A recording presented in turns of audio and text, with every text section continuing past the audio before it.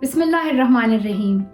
Your Excellency Sayyid Babar Ali Saab, Rector Shahid Hussain Saab, Pro-Chancellor Abdul Razak Dawood Saab, Vice-Chancellor Dr. Arshad Ahmed Saab, Board of Trustees, Deans, faculty members, staff, distinguished guests, and dear graduates, Assalamu alaikum.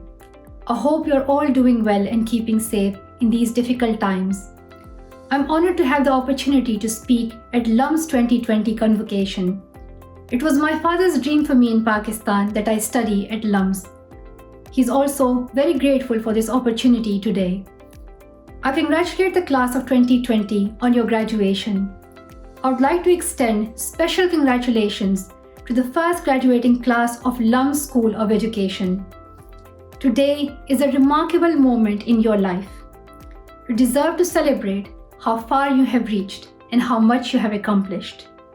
You are stepping out of this prestigious institution with passion for creating a progressive, prosperous, and thriving Pakistan. I thank Sayyid Babar Ali Saab and LUMS's staff for your efforts to expand LUMS's outreach with initiatives like the National Outreach Program. I have become an admirer of Sayyid Babar Ali Saab since the time I met him in person in Oxford, and I thank him for his remarkable work. I know convocation speeches are usually delivered by well-accomplished elders of ours who have seen many ups and downs, successes and failures throughout their lives. With their wisdom and knowledge, they can inspire you and guide you in what is ahead in your life. I, as a graduate myself this year, do not have those words of wisdom. I do not know what is ahead in life. I have been at home for the last 4 months. I studied at home, I did my exams at home, and I graduated at home, and currently I'm unemployed at home. I'm as confused and uncertain as many of you are. I cannot speak to you as an elder, so today I speak as your colleague and friend. When I was born in Swat, many people visited my family, not to congratulate but to console my mother that she will have a son next time. On the other hand, my father celebrated my birth with pride and joy. He wanted his daughter to have all those rights that his own 5 sisters could not have, from education to independence. I was 10 when our lives changed completely. From 2007 to 2009, the Taliban started spreading their extremist ideologies. They banned girls' education, stopped women from going to markets, and bombed more than 400 schools. We became internally displaced for 3 months. Thousands of people lost their lives. My father and I spoke out at that time for peace, women's rights, and girls' education. We were living in fear, not the fear of losing our lives, but the fear of living in suppression and terrorism forever. My activism started in the form of blogging, interviews, and rallies. At age 15, I was shot for speaking out, but I survived. I have continued my work for girls' education since then. What I have learned from my journey is that change does not occur itself. Someone has to step forward, speak out, and do something. Pakistan has the world's 2nd highest number of out-of-school children. More than 20 million children between age 5 and 16 are out of school. They face too many barriers, including social norms, absence of infrastructure, and lack of teachers, transport, and school facilities. In Sindh, 58% of girls are out of school.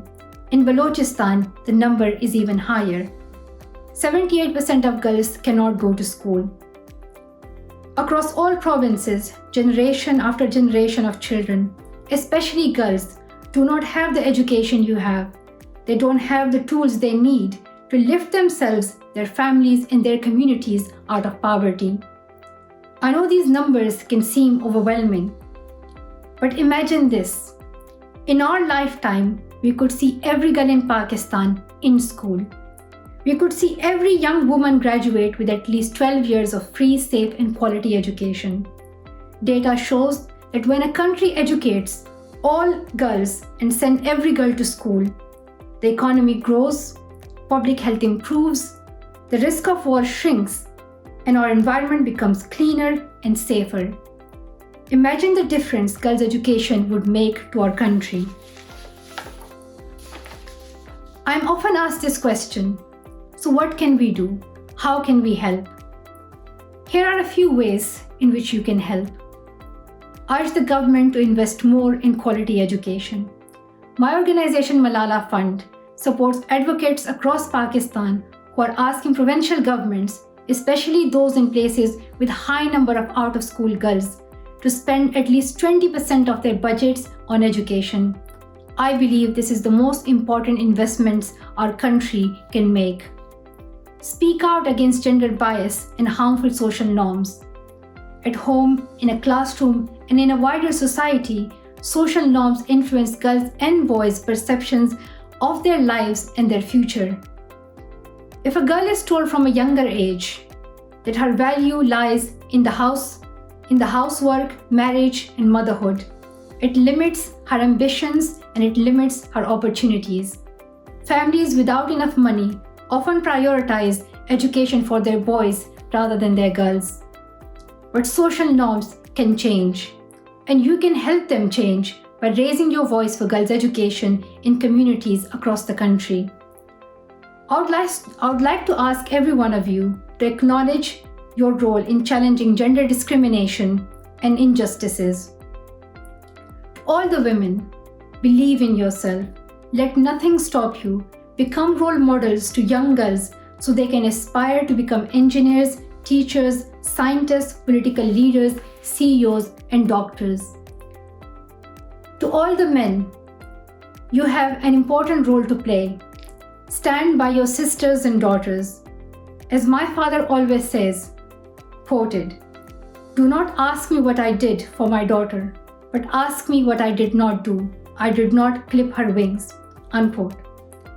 So speak out for girls' and women's rights. Stand by them, and sometimes step back to create space for them to have equal presence. I know you all have great ambitions for a brighter future of Pakistan, and I hope you will remember these 3 things. Be hopeful, take action, and go ahead with values. We are graduating in a time period where uncertainty could not be more certain. A global pandemic and economic recessions have shaken our health, education, political, and economic systems. We must remember that while the pandemic has affected all of us, it has not affected us all equally. Many of us have lost their loved ones, and most of us have lost their jobs.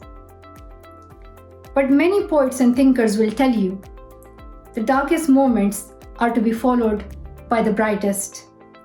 Our world may never be the same after this crisis, but I hope it will be better. When we face biggest challenges, we learn who we truly are and what we value most. So go ahead with the hope that you can make this world a better place for everyone. Our country is urging us for change. We must act to build a Pakistan that treats each and every citizen equally, regardless of their gender, skin color, ethnicity, or religion. A Pakistan where everyone feels safe to raise their voice, where your family members do not disappear overnight. A Pakistan where leaders prioritize the welfare of the state and invest in education, health, environment, science, and technology.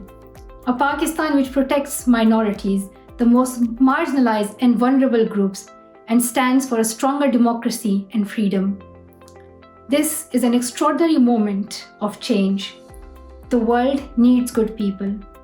We need values of fairness, kindness, tolerance, and truth. The words sound small, but the acts are big. I wish you all happiness and success in your journeys ahead. Congratulations once again on your graduation. I will end my remarks with the beautiful words of Faiz Ahmad Faiz. हम परवरिशे लोह कलम करते रहेंगे, हम परवरिशे लोह कलम करते रहेंगे, जो दिल पे गुजरती है रकम करते रहेंगे। हाँ तल्ख़ ये अय्याम अभी और बढ़ेगी, हाँ तल्ख़ ये अय्याम अभी और बढ़ेगी। हाँ अहले सितम मश्क सितम करते रहेंगे। मंजूर ये तल्ख़ी ये सितम हमको गवारा, मंजूर ये तल्ख़ी ये सितम हमको गवारा। दम है तो मुदावाए अलम करते रहेंगे। एक तर्ज़ तग़ाफ़ुल है सो वो उनको मुबारक, एक अर्ज़ तमन्ना है सो हम करते रहेंगे। बहुत शुक्रिया, थैंक यू सो मच।